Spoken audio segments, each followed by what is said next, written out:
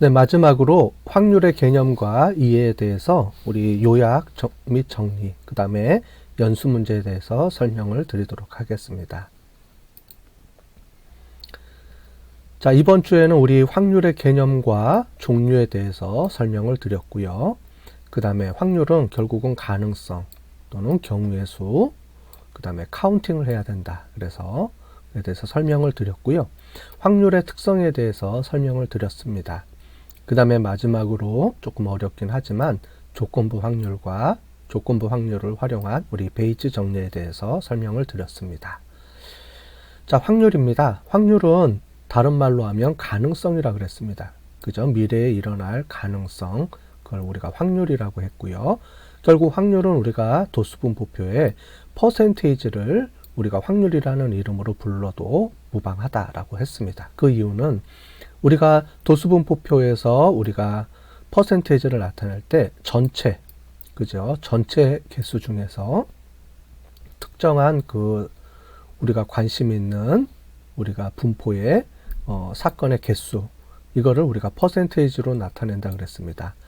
우리가 확률도 같은 개념으로 우리가 나타내요. 그죠?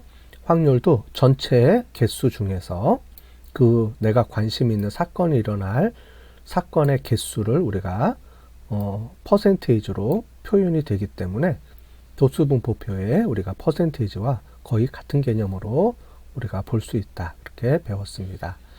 자, 확률은 그래서 실제로는 우리가 퍼센테이지로 나타나기 때문에 모든 가능성이 0과 1 사이의 숫자로 표시가 됩니다. 그죠?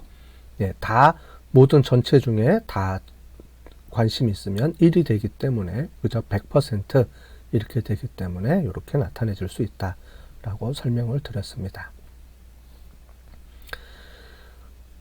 자, 우리 확률에서는 카운팅이 중요합니다. 왜 그러냐면 확률은 결국은 가능성이고, 이 가능성을 알기 위해서는 앞에서 본 것처럼 개수가 중요합니다. 전체 개수와 관심 있는 사건의 개수, 결국 이거는 우리가 카운팅을 해서 경우의 수를 찾아내야 됩니다. 전체 데이터 개수가 몇 개고, 그 다음에 우리가 관심 있는 사건의 개수가 몇 개인지, 그걸 우리가 경우의 수라고 나타내 주고요. 또 카운팅이다 라고 얘기를 했습니다. 자, 그런데 카운팅은 가장 쉽게 설명드리면 고백 법칙이라 그랬습니다. 그죠? A가 일어날 개수, B가 일어날 개수가 있으면 곱해주면 우리가 간단하게 모든 경우의 수가 나온다 그랬습니다. 그죠? 그거를 고백 법칙이라고 얘기를 했고요. 특히 그 중에서도 우리가 순열이 있었습니다. 한 군데서 우리가 여러 번 반복해서 뽑을 때, 그죠? 그럴 때 우리 순열과 조합이라는 특수한 경우가 만들어진다. 고백 법칙에서부터 파생된 거죠, 결국은.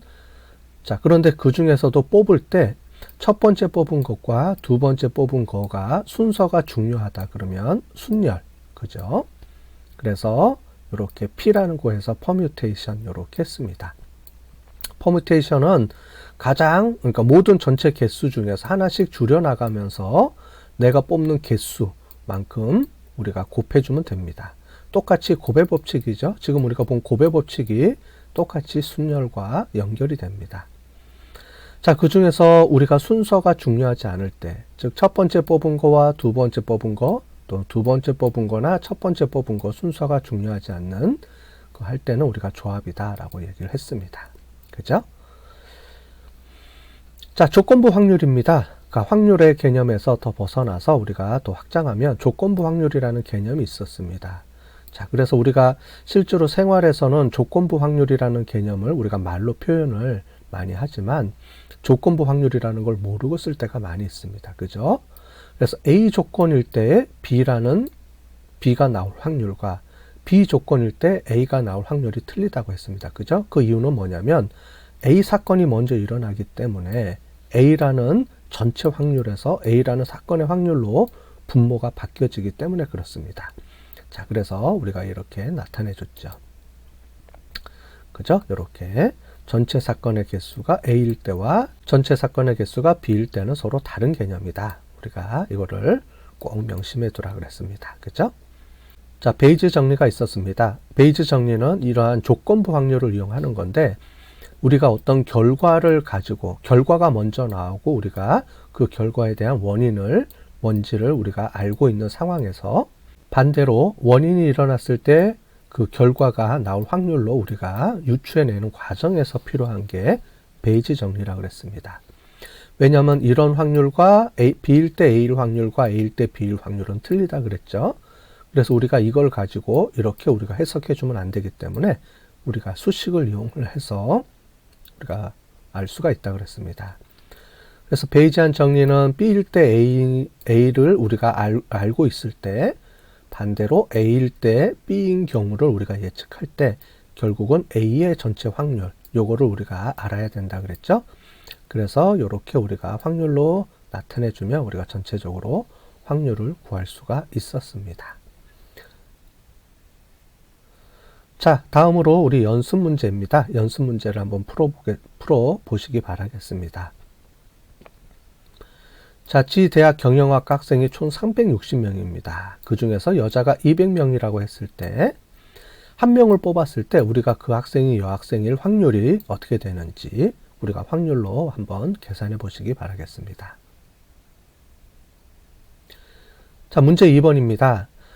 지대학에서 11명 선수 중에서, 축구 선수 11명 중에서 5명을 우리가 승부차기를 하려고 하는데, 승부차기를 하려고 할 때 5명을 이제 뽑으려고 합니다. 11명 중에 5명을 뽑는데, 승부차기에서는 1번, 2번, 3번 순서가 중요하기 때문에 이 순서도 먼저 차는 사람과 나중에 사람 순서가 중요하기 때문에 이 순서를 고려해서 정할 수 있는 모든 경우의 수는 얼마가 될까요? 한번 계산해 보시기 바라겠습니다. 자, 문제 3번입니다. B 아이스크림 가게에 총 아이스크림 종류가 11개가 있습니다. 자, 그 중에 갤런은 총 5개, 31개 중에 5개 종류의 아이스크림을 골라서 먹을 수 있습니다. 자, 고를 때 근데 먼저 고른 거와 나중에 고른 거 순서가 상관없겠죠. 자, 순서에 상관없이 5종류의 아이스크림을 모두 고른 경우의 수가 얼마가 되는지 한번 계산해 보시기 바라겠습니다.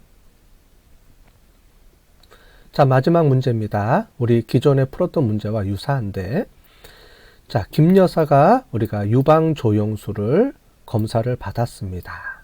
그 결과 양성이라고 검진이 되었습니다. 자, 그런데 우리가 검사할 때 유방암에 걸린 사람한테 포지티브라고 우리가 체크를 할 확률이 90%였습니다. 정확도가 90%라는 거죠.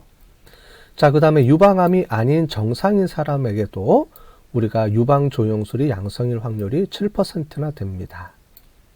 자, 우리가 A일 때 B와 B일 때 A를 우리가 맞추는 겁니다.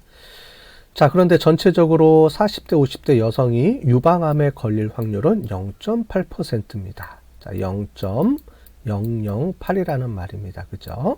그럼 정상인 사람은 대부분의 40대, 50대 여성은 유방암이 안 걸린 정상이겠죠. 정상인 사람은 99.8% 이렇게 우리가 정상입니다.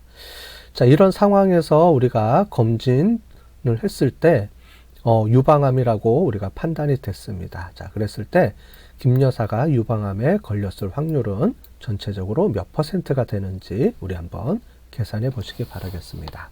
그럼 이것으로서 우리 4주차 우리 확률에 대한 개념에 대해서 전체적으로 설명을 마치도록 하겠습니다. 수고하셨습니다.